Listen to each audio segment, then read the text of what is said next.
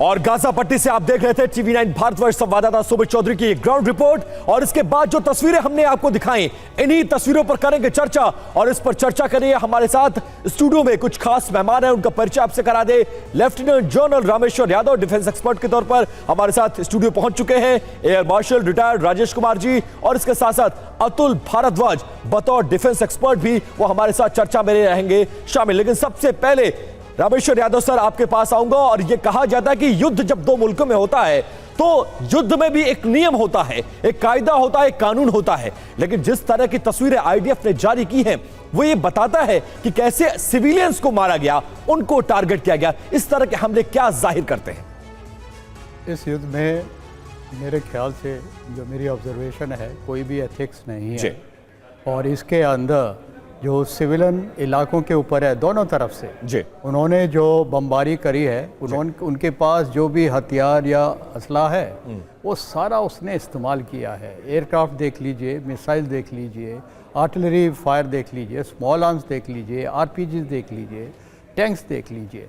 तो एक निरीह और जिसके पास कोई हथियारबंद लोग नहीं है, सिविलियंस हैं, छोटे बच्चे हैं। क्या मोटिव और इंटेंशन होगा सर सिविलियंस को मारने का? सो उनके अगेंस्ट जो डिफेंसलेस लोग हैं, उनके अगेंस्ट ये पूरी जो आपकी मिलिट्री की माइट है उसको इस्तेमाल करना तो हमारे हिसाब से कोई भी एथिकल तरीका नहीं है। और इसके अंदर दोनों तरफ काफ़ी कैजुअलिटीज़ हो गई हैं और आने वाले वक्त में काफ़ी कैजुअलिटीज़ और होंगी। ठीक।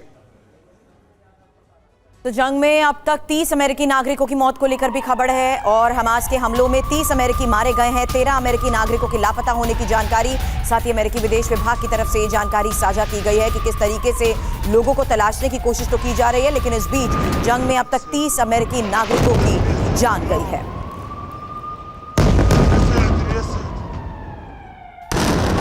और जंग के बीच बाइडेन कर सकते हैं इजरायली दौरा। PM नेतन्याहू ने बाइडेन को न्योता दिया है। व्हाइट हाउस कर रहा है दौरे को लेकर विचार। अमेरिकी राष्ट्रपति भी इजरायल का दौरा कर सकते हैं।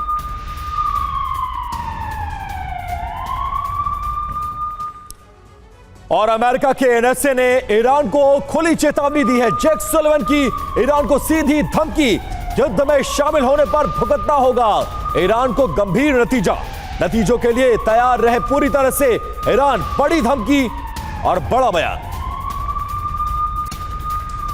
और हमास पर अमेरिकी राष्ट्रपति जो बाइडेन का बड़ा बयान, हमास को पूरी तरह से खत्म करना जरूरी हो गया है। स्वतंत्र फिलिस्तीन राष्ट्र को हमारा समर्थन है, लेकिन इस तरह की घटना और इस तरह के लड़ाकों को हम समर्थन नहीं करते हैं। हमारे सामने बर्बरता को खत्म करना बड़ी चुनौती है। क्या कुछ कहा है जो बाइडेन ने, वो आपको सुनाते हैं। Yes, I do. But there needs to be a Palestinian Authority. There needs to be a path to a Palestinian state. I think Israel understands that a significant portion of Palestinian people do not share the views of Hamas and Hezbollah. What is your message to Hezbollah and its backer, Iran? Don't.